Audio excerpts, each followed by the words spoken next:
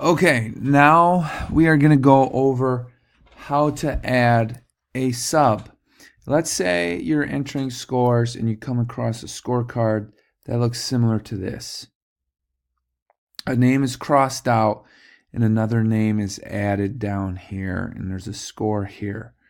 Well, what this is telling you is that Brewer J, which is Josh Brewer, was not here, and in his place, Tara Veldman played. Okay, so how do we do that? We want to set this up ahead of time, so we can't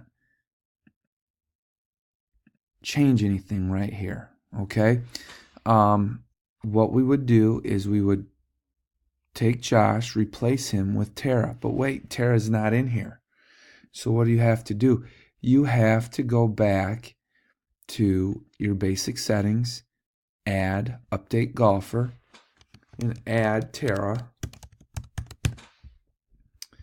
She's a female. Add new golfer. Now, once that is done, I can go back to entering scores.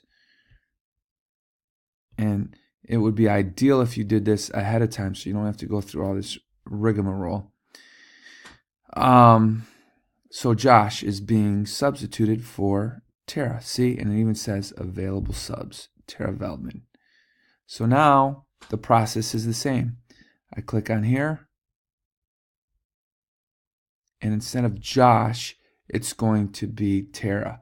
So Tara's scores would simply be recorded right here. It will generate a handicap for her, so next time she plays or subs, regardless if it's for Josh or anyone, she will have a handicap, and she is now a regular part of the league as a sub. So it's as easy as that. If you have any questions, let me know.